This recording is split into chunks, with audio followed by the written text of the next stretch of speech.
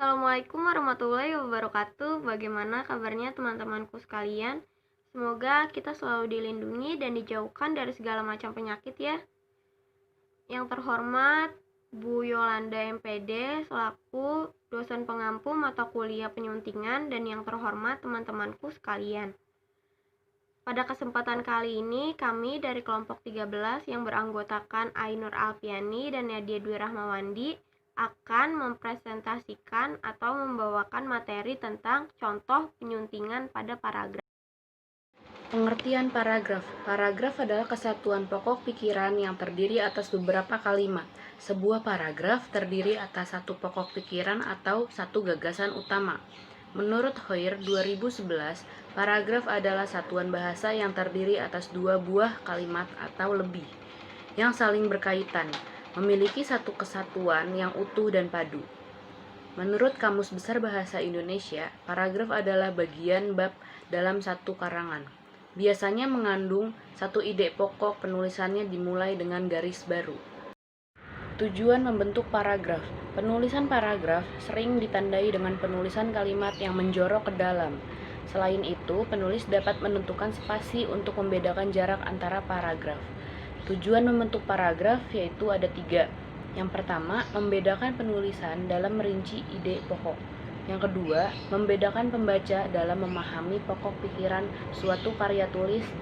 Yang ketiga, memberikan perhentian yang formal sehingga pembaca dapat beristirahat. Fungsi paragraf. Menurut Alek dan Ahmad tahun 2011, fungsi paragraf antara lain yang pertama, mengekspresikan gagasan tertulis ke dalam kalimat yang tersusun secara logis. Yang kedua, menandai pergantian gagasan baru setiap paragraf. Yang ketiga, memudahkan penulis dalam mengatur gagasan. Yang terakhir, memudahkan pembaca dalam memahami tulisan. Jenis paragraf. Paragraf dedukatif. Paragraf dedukatif adalah paragraf yang memiliki kalimat topik atau kalimat awal paragraf. Paragraf ini yang menyajikan permasalahan di awal paragraf dan kemudian menyajikan rincian atau uraian. Paragraf indukatif. Paragraf indukatif adalah paragraf yang memiliki kalimat topik atau kalimat utama di akhir kalimat. Teknik penyajian ini dilakukan dengan cara menyajikan penjelasan terlebih dahulu dan kemudian menyajikan kalimat topik atau kalimat utama. Paragraf deduktif induktif. Paragraf deduktif induktif merupakan paragraf yang memiliki kalimat topik atau kalimat utama yang terletak di awal dan akhir kalimat. Kalimat di akhir paragraf merupakan penegasan kembali dari gagasan utama yang terdapat di awal paragraf. Paragraf penuh kalimat topik. Paragraf penuh kalimat topik memiliki kalimat topik kalimat utama di seluruh paragraf. Jenis paragraf ini terbentuk dari kalimat topik atau kalimat utama dari seluruh paragraf. Hal ini menyebabkan tidak ada satupun kalimat dalam paragraf yang tidak termasuk ke dalam kalimat topik atau kalimat utama. Baik, selanjutnya yaitu ada jenis-jenis paragraf menurut isinya.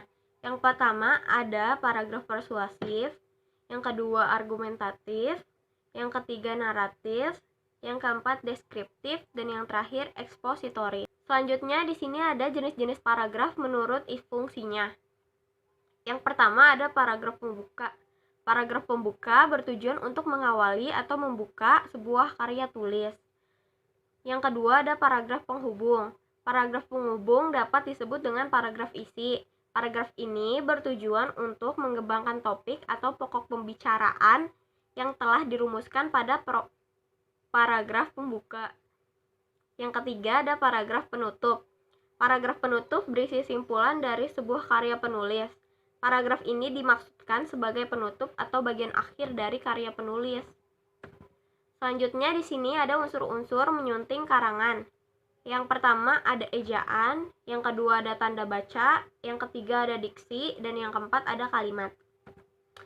Di sini juga dalam menyunting suatu paragraf, sebaiknya perhatikan kembali tulisan dan kata-katanya. Apakah sudah sesuai atau tidak? Padu atau tidaknya sebuah paragraf dapat disebabkan oleh ada atau tidaknya kalimat yang tidak diperlukan, atau kalimat sumbang yang tidak ada hubungannya sama sekali dengan paragraf tersebut. Sebuah paragraf dikatakan padu apabila gagasannya utuh serta paparan paragraf lengkap. Maka paragraf tersebut disebut paragraf padu. Kalimat-kalimat yang menyusun suatu paragraf dan paragraf-paragraf yang tersusun di dalam karangan harus memiliki gagasan utuh. Di sini juga ada cara menyunting contoh suntingan. Yang pertama, bacalah kalimat per kalimat untuk menentukan kesalahan penggunaan ejaan, diksi, dan pola kalimatnya. 2. Catatlah atau beri tanda pada kalimat atau kata yang telah disunting. Yang ketiga, betulkanlah, perbaikanlah, suntinglah kalimat, kata, ejaan, atau apa yang telah dicatat sebelumnya. Yang keempat, di sini ada menyunting kalimat dapat dilakukan dengan beberapa cara, yaitu menambahkan kata, mengganti kata, pemakaian kata-kata baku, dan mengurangi kata. Hal itu dilakukan agar kalimatnya menjadi lebih efektif namun tidak mengubah isi kalimat. Yang kelima, memeriksa keterpaduan antar paragraf untuk memastikan paragraf tersebut padu. Yang keenam, di sini ada memperhatikan kesalahan dalam paragraf dapat dilakukan dengan beberapa cara, yaitu membuang kalimat yang tidak padu atau bisa mengganti kalimat yang tidak padu dengan kalimat padu dan menambahkan kalimat agar paragraf tersebut menjadi padu. Yang terakhir, di sini ada memperbaiki ketentuan paragraf yang satu dengan paragraf yang lain.